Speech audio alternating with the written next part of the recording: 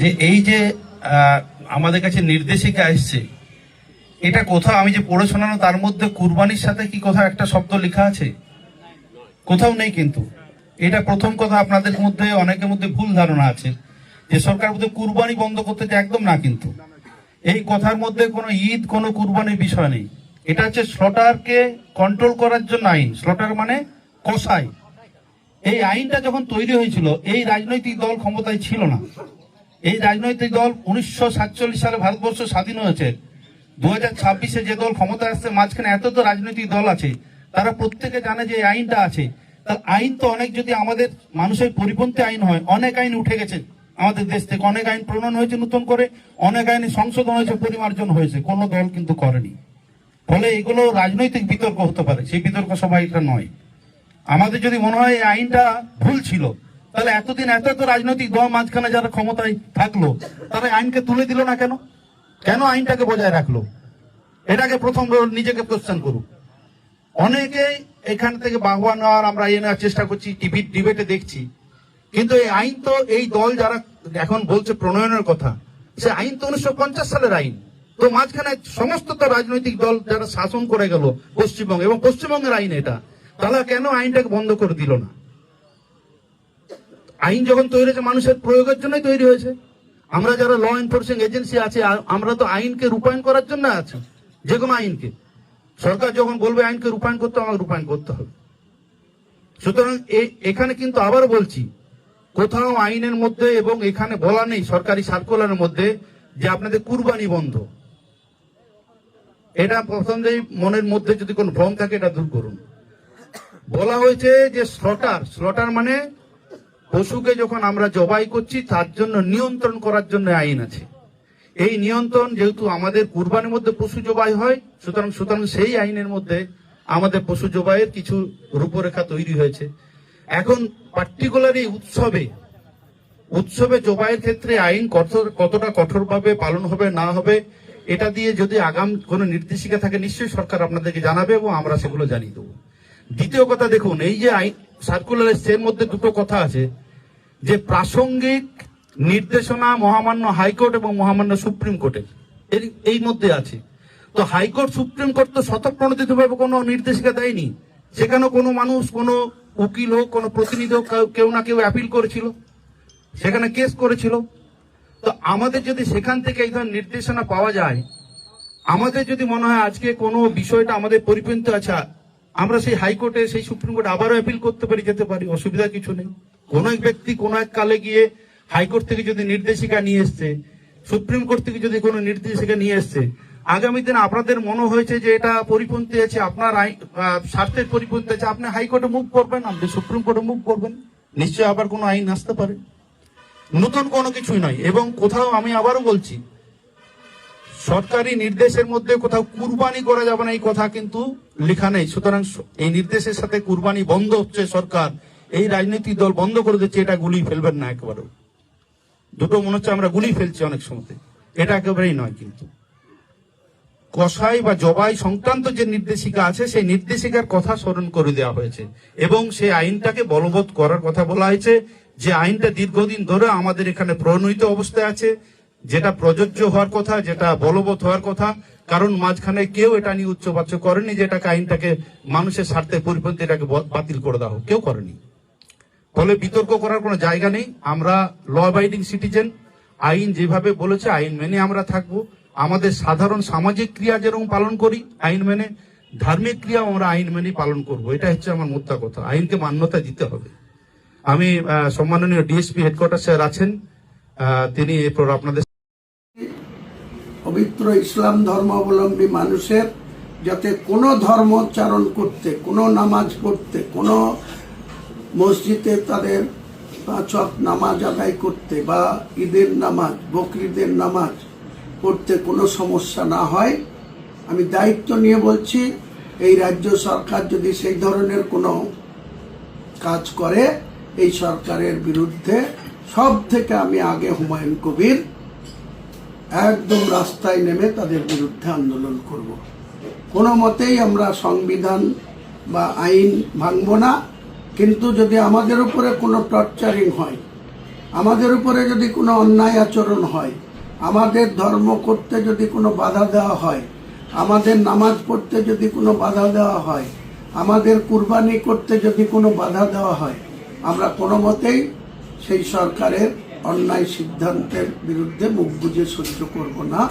আমরা রাস্তায় নেমে যেখানে যেভাবে আন্দোলন করার দরকার, সরকারকে নিরপেক্ষ দৃষ্টিভঙ্গি নিয়ে সরকার চালানোর ক্ষেত্রে আমরা, যদি অন্যায় হয়, যদি অবিচার হয়, যদি পক্ষপাতমূলক কোনো সিদ্ধান্ত নেয়, আমি হুমায়ুন কবির আপনাদের কথা দিচ্ছি, আমি এই সরকারের বিরুদ্ধে রাস্তায় নেমে আন্দোলন করব। সরকারকে সেই সমস্ত যে ধরনের সংবিধান বিরোধী বা শপথ নিয়ে যদি রাজধর্ম পালন না করে, তাহলে আমরা রাস্তায় নেমে আন্দোলন করব।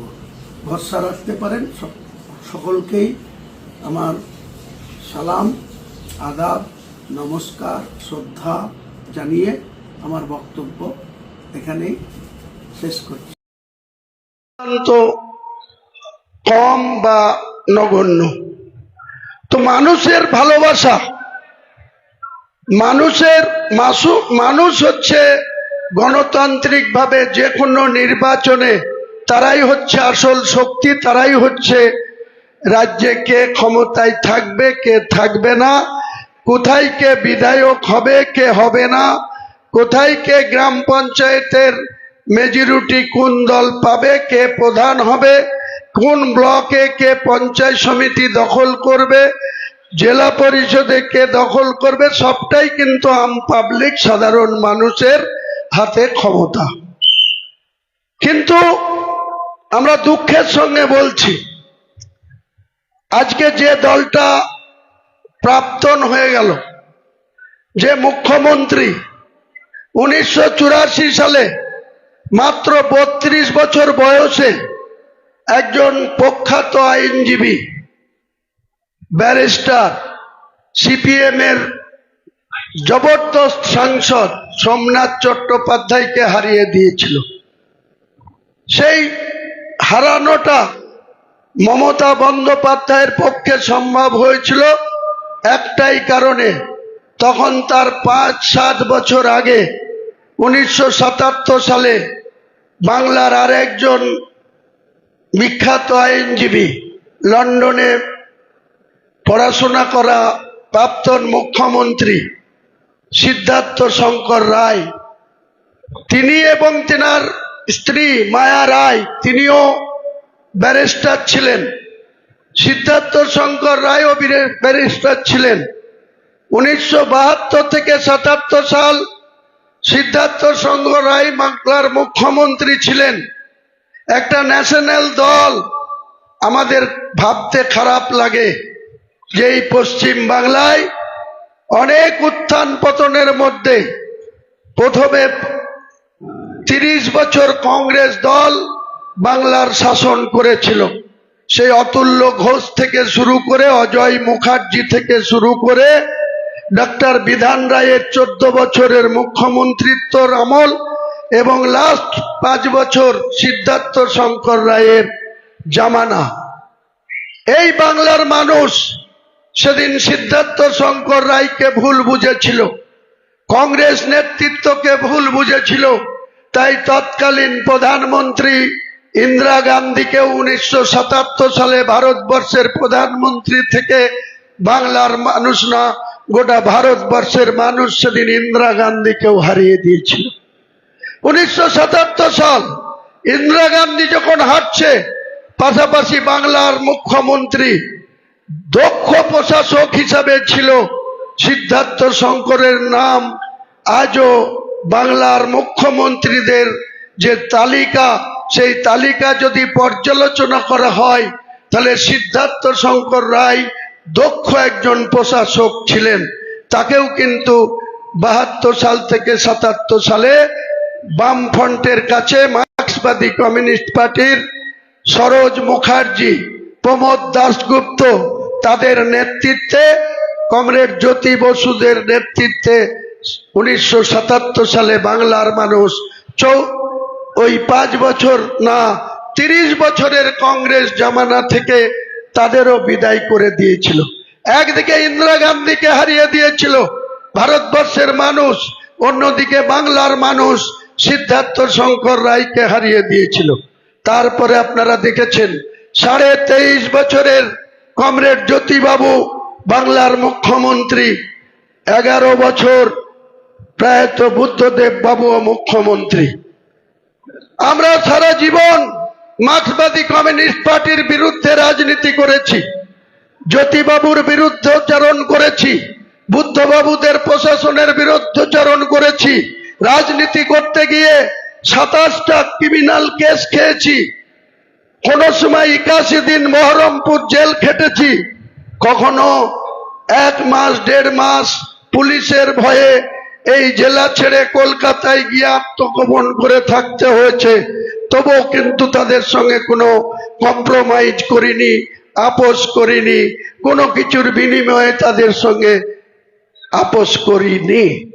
কিন্তু আজকে সেই 34 বছরের সরকারকে 2011 সালে মমতা বন্দ্যোপাধ্যায় যখন 2009 সালে 1 থেকে, কারণ 2004 সালের লোকসভায় মমতা একা এমপি ছিল, এই মুর্শিদাবাদে 3টে এমপি ছিল কংগ্রেস দলের, যেখানে মুসলমান মেজরিটি জেলা, সেই জেলায় প্রণব মুখার্জি ব্রাহ্মণ সন্তান জঙ্গিপুরের এমপি হয়েছিল।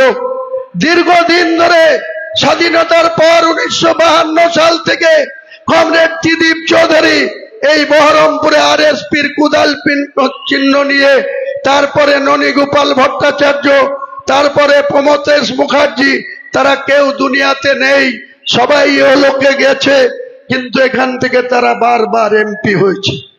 যখন কোন সনাতনী ধর্মাবলম্বী মানুষকে মুর্শিদাবাদের মুসলমানরা ভোট দিয়ে নির্বাচিত করে, তখন মুসলমানরা সাম্প্রদায়িক হয় না, তখন সনাতনী মানুষের কাছে তারা খুব ভালো। আর যখন কোন মুসলমান তার জাতির পক্ষ থেকে জাতির কোন মানুষকে ভোট দিয়ে নির্বাচিত করেন, তখন এক শ্রেণীর সনাতনী ধর্মাবলম্বী মানুষের গা জ্বলে। তারা মনে করে ভারতবর্ষের সংবিধানটা শুধু হিন্দুদের জন্যই, মুসলমানদের কোনো অধিকার নেই।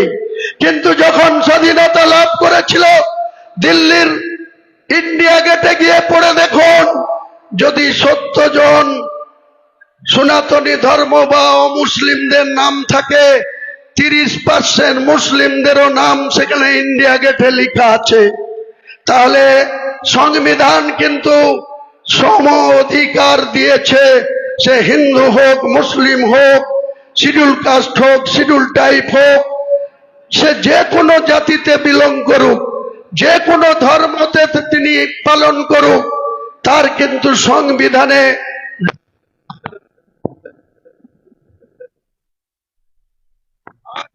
ধরে যে সংবিধানটা তিনি লিখেছিলেন, সেই সংবিধানটা ভারতবর্ষের অত্যন্ত এত মজবুত।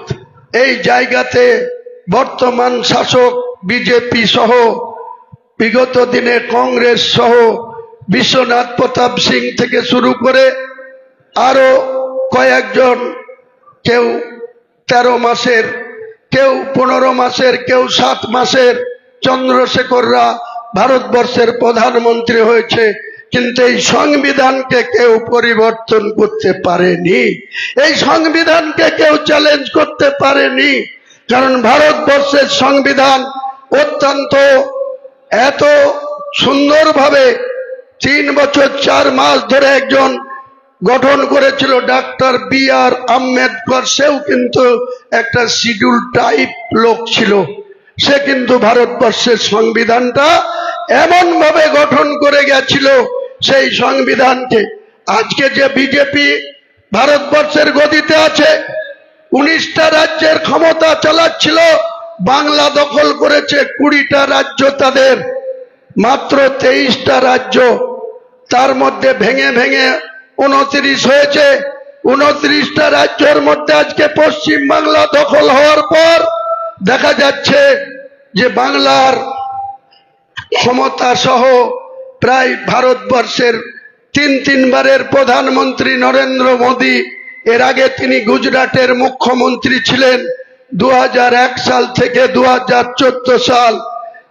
2001 সাল থেকে এখন অবধি গুজরাটে কিন্তু বিজেপি সরকার চলছে, সেখানে কিন্তু 19% মুসলমানের বাস, 18% মুসলমান বিজেপির রাজত্বে চাকরি করছে।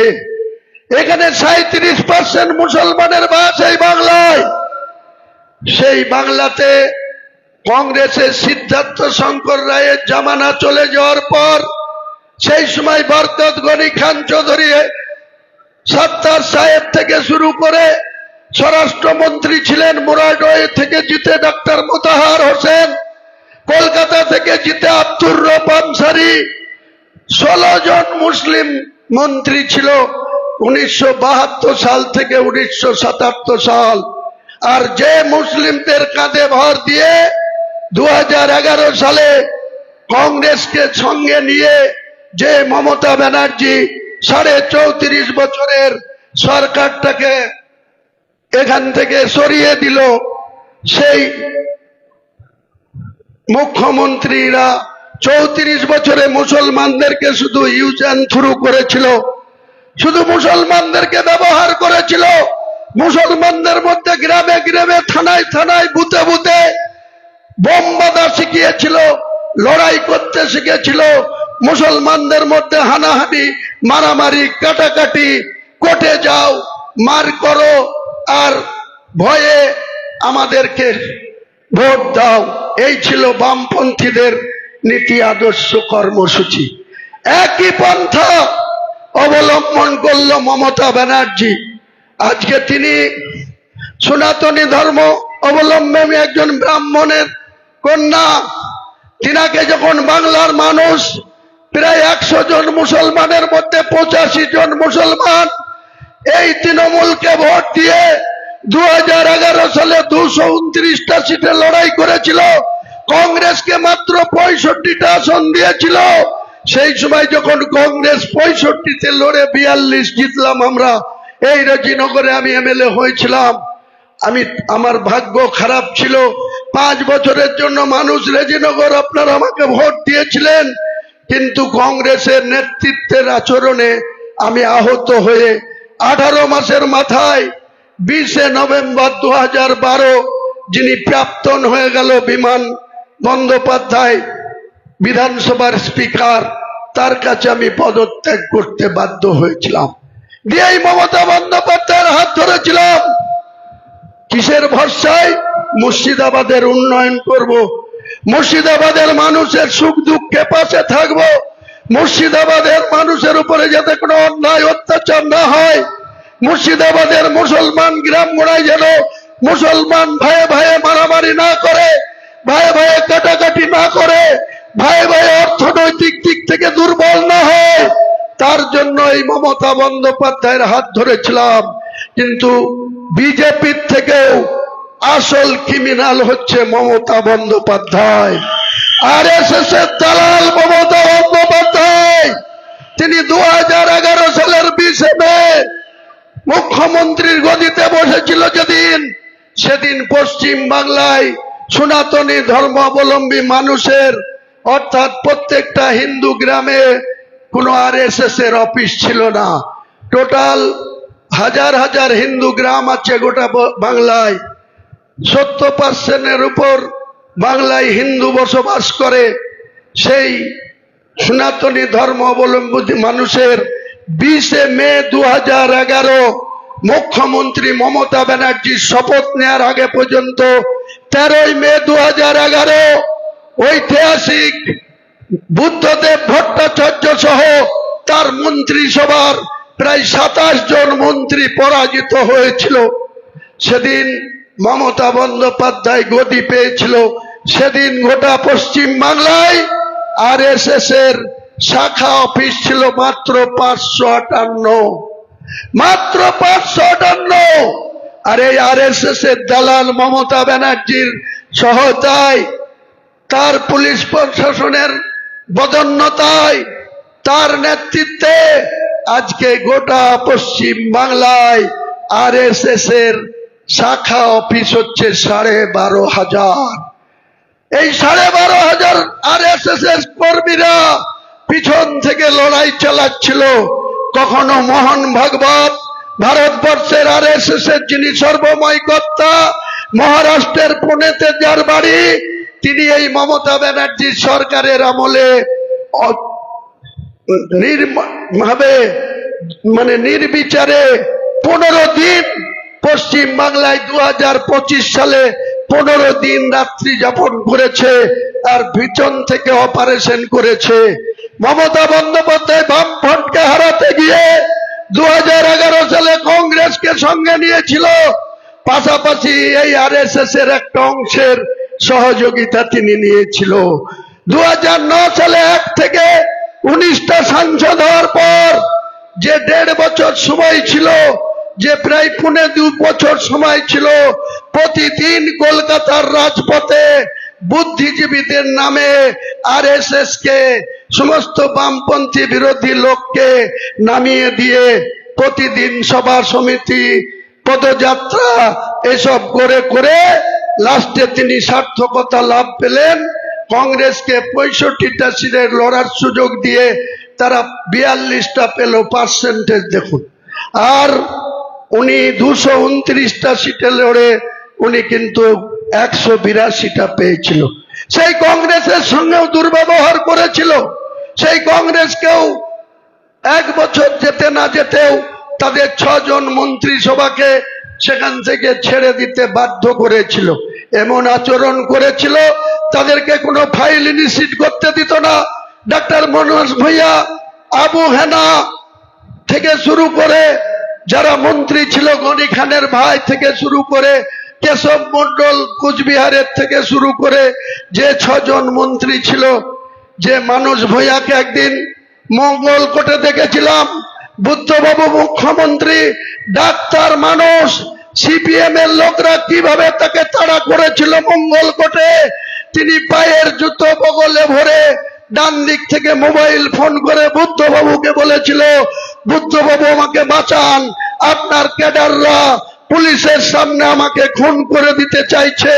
সেদিন কিন্তু বুদ্ধবাবু এই মানুষ ভূঁইয়াকে বাঁচিয়েছিল, সাপোর্ট করেছিল। আজকে কি ইতিহাস! আজকে মমতা বন্দ্যোপাধ্যায় সহ বিরোধী দলনেতা যে নিজেই যাকে হৃষ্টপিষ্ট করেছিল শুভেন্দু অধিকারীকে 2021 সালে নন্দীগ্রামে, তার কাছে 1956 ভোটে হারতে হয়েছিল। এত রবরবা, এত ঔদ্ধত্য, তার ভাইপুর সঙ্গে কথা বলা, টাকা ছাড়া কথা বলা যায় না, ফোনে মেসেজ দিলে তার কোনো উত্তর পাওয়া যায় না। আমি হুমায়ুন কবির বারবার মমতা ব্যানার্জির কাছে প্রতিবাদ করেছিলাম যে আমরা দল করতে এসেছি, আপনার ভাইপুর গোলামি করতে আসিনি। আপনার ভাইপুকে সামলান, আপনার ভাইপুকে তুলাবাজি করা থেকে বিরত রাখুন, আপনি নিজে ক্ষমতা রাখুন। আপনি পুলিশ মন্ত্রী, একটা আইসির পোস্টিং দিতে গেলে আপনার ভাইপুকে 70 লাখ থেকে 1.5 কোটি গুনতে হয়। একটা জেলার SP কে পোস্টিং দিতে হলে আপনি পুলিশ মন্ত্রী, আপনার ভাইপো আগে 2 কোটি টাকা নেয়, তারপরে তার SPর পোস্টিং হয়। এটা সাধারণ মানুষের উপরে জুলুম। একটা সাধারণ মানুষ 1 লরি বালি কিনতে গেলে এধারে বলছে লক্ষ্মীর ভান্ডার দিচ্ছি, 1000 টাকা ভাতা দিচ্ছি, ইমামদের 3000 টাকা ভাতা দিচ্ছি, কিন্তু ঘুরিয়ে দেখতে গেলে মমতা বন্দ্যোপাধ্যায় একমাত্র দুর্নীতিগ্রস্ত নেত্রী। তিনি বাংলার সততার প্রতীক হিসেবে বাংলার মানুষের কাছে 2011 সালে যে গ্রহণযোগ্যতা ছিল, তার নিজের পাপের প্রায়শ্চিত্ত গত 4 তারিখে 15 বিধায়ক ইন্দ্রনীল সেন যেখানে যেত হেলিকপ্টার, মুর্শিদাবাদে আমাদের কিছু দায়িত্ব দিন, মন্ত্রী না করুন, কিছু ক্ষমতা দিন, কোন দপ্তরের চেয়ারম্যান করে দিন, ফান্ড দিন। আমরা মুর্শিদাবাদের মানুষ আপনাকে ভোট দিয়েছে। 2021 সালের আগে আপনার 4টে আসন ছিল। 2011-তে যেদিন আপনি ক্ষমতায় আসেন সেদিন একটা আসন ছিল সাগরদিঘি। কংগ্রেস ছিলাম আমরা 14টা, বামফ্রন্ট ছিল 7টা। আমরা আপনার দলে আবার আসার পরে আমরা আপনাকে 20টা আসন পাই দিয়েছি। মুর্শিদাবাদের মানুষকে এইভাবে অসম্মান করবেন না, মুর্শিদাবাদের মানুষের উন্নয়ন করুন। কিন্তু এই তোলাবাজ ভাইপো, চোর ভাইপো সেদিনকে সম্পূর্ণ পিসির ক্ষমতার অপব্যবহার করে বাংলার মানুষের সাথে চুরি করেছে, ডাকাতি করেছে, তোলাবাজি করেছে। কদিন আগে বক্তৃতা করছিল এই শক্তিপুরে প্রথম সংঘ মাঠে এসে বক্তৃতা করে বলছিল, 17ই এপ্রিল বোধহয় বক্তৃতা করে কি বলছিল, যে অমিত শাহকে যে পুলিশ সিকিউরিটি দেয় সেই পুলিশ কি করে হুমায়ুন কবিরকে সিকিউরিটি দেয়, কি করে নওশাদকে সিকিউরিটি দেয়। তুমি কে হরিদাস পাল? তুমি বলছো যে সেন্ট্রাল গভর্নমেন্টের সিকিউরিটি ছেড়ে দিক, আমি সিকিউরিটি দেব। ওহে অভিষেক, আজ তোমার কি পরিণতি হয়েছে? তোমার 100 জন পুলিশ নিয়ে রাত্রি বাস করতা কালীঘাটের বাড়িতে, কালকে সন্ধ্যা 6:30টার মধ্যে তোমার কাছে মাত্র 2টো পুলিশ আছে, সব ছড়িয়ে দিয়েছে। সরকারে নাই আসতে, শুভেন্দুরা মুখ্যমন্ত্রী নাই হতেই গতকাল সন্ধ্যায় তোমার সমস্ত সিকিউরিটি সরিয়ে দিয়েছে। তোমার ডান হাত তুলাবাজের আর একজন কুখ্যাত লোক ফলতার জাহাঙ্গীর, তারও 18 জন সিকিউরিটি ছিল, পরশুদিনই সব চাকরি গুটিয়ে দিয়েছে। মমতা বন্দ্যোপাধ্যায়, আপনারও Z+ সিকিউরিটি ছিল। আজকে ভারতবর্ষের স্বরাষ্ট্র দপ্তর কালকে বলে দিয়েছে আপনার আর কোনো সিকিউরিটির দরকার নাই, মাত্র 4 জন কনস্টেবল আর 1 জন সাব ইন্সপেক্টর রেখে সমস্ত সিকিউরিটি তুলে দিয়েছে। হুমায়ুন কবিরকে সিকিউরিটি দিয়েছে কলকাতার হাইকোর্টের জাজ সাহেব ম্যাডাম ডক্টর সুব্রা ঘোষ, আর স্বরাষ্ট্র মন্ত্রক সেটাকে ইমপ্লিমেন্ট করেছে। তোমার ক্ষমতা থাকে তো তুমি আমার সিকিউরিটি তুলে দেখাও। চ্যালেঞ্জ থাকলো, চ্যালেঞ্জ থাকলো। মমতা ব্যানার্জি, নিজে যে পাপ করেছো তার জন্য প্রায়শ্চিত্ত তোমাকে করতে হতোই। এবারের বিধানসভা নির্বাচনে মমতা বন্দ্যোপাধ্যায় পাপের প্রায়শ্চিত্ত পূর্ণ হয়েছে। তাই আগামী দিনে তৃণমূল দলটা, বিজেপি যদি গত 2 দিন আগে থেকে রেজাল্টের পরের দিন থেকেই যদি মনে করত তৃণমূলটা ভেঙে দেব, তৃণমূলটা যত MLA জিতেছে তার অর্ধেক আমরা দলে নিয়ে নেব, বা যে সমস্ত এখানে যে বীর বাহাদুর, যে তুলাবাজ এখানে কলকাতায় গিয়ে বিজেপির নেতার সাথে যোগাযোগ করছে, অত সস্তা না। হুমায়ুন কবির থাকতে তোমাকে বিজেপি কোনো মতেই জায়গা দেবে না। তুমি বিজেপির হাত ধরেও বাঁচতে পারবা না। তোমাকে আমি ভালোভাবে বলছি, যদি রেজিনগরে ভালোভাবে জয়নগরে বাঁচতে চাও, আমাদের কোন লোককে তোমার গায়ে হাত দিতে, হ্যালো, কাউকে হাত দিতে দেব না। কিন্তু তোমার একটা একটা করে ডানা ছাঁটবো। সেটা কি? তুমি লটারি বিক্রেতাদের সাথে টাকা নাও, তুমি মাটি কাটার ট্র্যাক্টরওয়ালাদের সাথে মান্থলি নাও পুলিশের নাম করে। তোমার কিছু চ্যাংম্যাং আছে, তারা খৈতান এগ্রো কোম্পানির কয়েকশো বিঘি জমি দখল করে খাচ্ছে। আমি এই রেজিনগরের বিধানসভার সদস্য হিসাবে উপস্থিত সকলের কাছে করজোড়ে ক্ষমা চেয়ে নিয়ে একটা আবেদন করব, সেটা হচ্ছে আমি আজকে 7 তারিখ, কালকে আমাকে কলকাতা যেতে হবে। পরশুদিন 4টের সময় বাংলার সরকার শপথ নেওয়ার কথা ছিল, কিন্তু প্রধানমন্ত্রী সময় কম, তাকে যেতে হবে আসামে। তাই সকাল 10টায় ব্রিগেডে যে রাজ্য সরকারের পক্ষ থেকে, গভর্নরের পক্ষ থেকে এত নির্লজ্জ মমতা, যে নিজের যে দায়িত্ববোধ যে হেরে যাওয়ার পরে যে পদত্যাগ করা সেটাও করতে যায়নি, বলছে আমাকে জোর করে হারানো হয়েছে। আরে তোমাকে যদি জোর করে হারানো হয়, তুমি তো মুখ্যমন্ত্রীর চেয়ারে ছিলা, কেয়ারটেকার মুখ্যমন্ত্রী ছিলা, কি করে সেটা সম্ভব? আর বিজেপি যদি এত ক্ষমতাবান, রেজিনগরে কেন হুমায়ুন কবিরকে হারাতে পারলো না? নওদাতে কেন হারাতে পারলো না?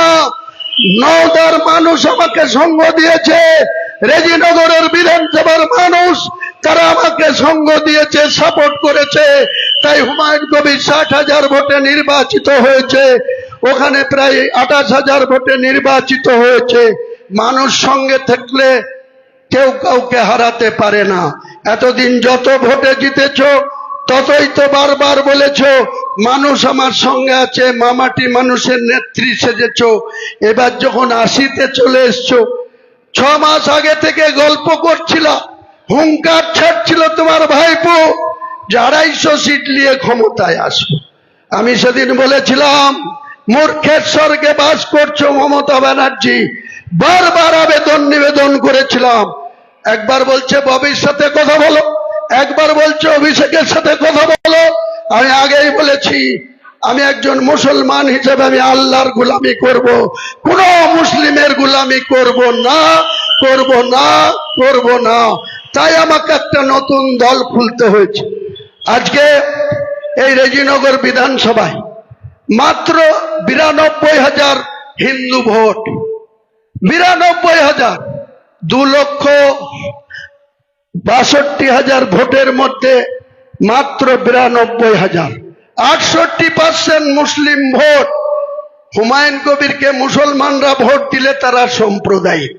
আর যখন 92,000 ভোটের মধ্যে বাবন ঘোষের মতো আমার ছেলের বয়সে, রাজনীতির জানে না, ওর বাবা ছিল স্বাধীন ঘোষ, 1 বছর আগে মারা গিয়েছে, আমার বন্ধু লোক ছিল, তার ছেলেকে এখানকার হিন্দুরা বিধায়ক করার জন্য যখন 64,000 ভোট দেয়, তখন মুসলমানরা সাম্প্রদায়িক হয় আর হিন্দুরা সব ধর্ম নিরপেক্ষ হয়। এই সাম্প্রদায়িক হতে আমি যতদিন বাঁচবো, এই মুর্শিদাবাদের বুকে কোন মুসলমানের গায়ে হাত দিলে আমরা আগে কোন মুসলিমকে মারতে যাব না, আগে কোন মুসলিমের সম্পদ দখল করতে যাব না, আগে কোন মুসলিমের সঙ্গে ঝগড়া ঝামেলায় যাব না। কিন্তু মনে রেখো, ভারতবর্ষের সরকার মোদীজিকেও বলছি, বাংলার নতুন সরকার বিজেপির সরকারকেও বলছি, আগুন নিয়ে খেলতে যাবেন না। মুর্শিদাবাদে হুমায়ুন কবির যতক্ষণ বেঁচে আছে বাবরি মসজিদ হবে, এবং যতক্ষণ বেঁচে আছে আগামী পঞ্চায়েত নির্বাচন সিংহভাগ পঞ্চায়েত আম জনতা উন্নয়ন পার্টি দখলে আসবে, এবং 2029-এর লোকসভায় বহরমপুর সহ 3টে লোকসভায় আম জনতা উন্নয়ন পার্টি দখল করবে। 72% যে জেলায় মুসলমানদের বাস, যত হিন্দুরা একটা হবে, আমি গোটা মুর্শিদাবাদের মুসলিমদেরকে একটা করব। দেখবো আপনারা কি করে নির্বাচিত হন। আমরা নিশ্চিতভাবেই আগামী 2029 সালে 3টে লোকসভায় দখল করব।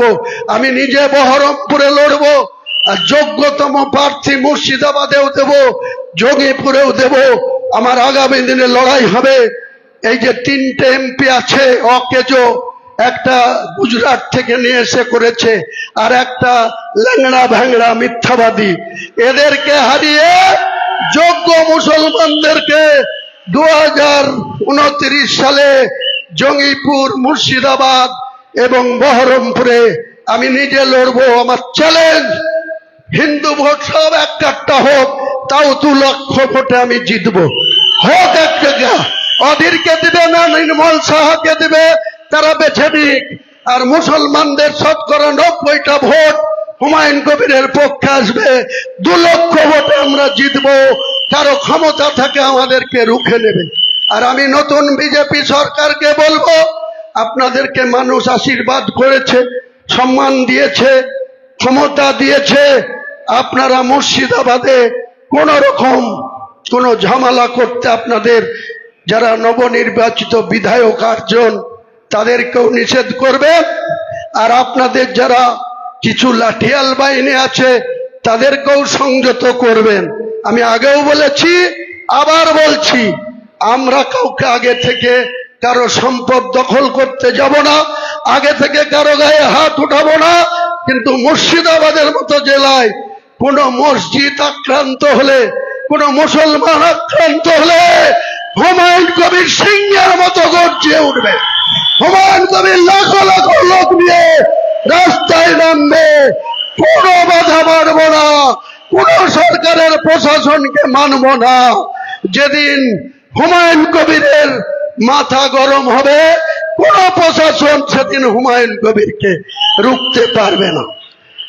আমি এরপরে লোকাল কয়েকটা কথা বলে আমার বক্তব্য শেষ করব। আগামী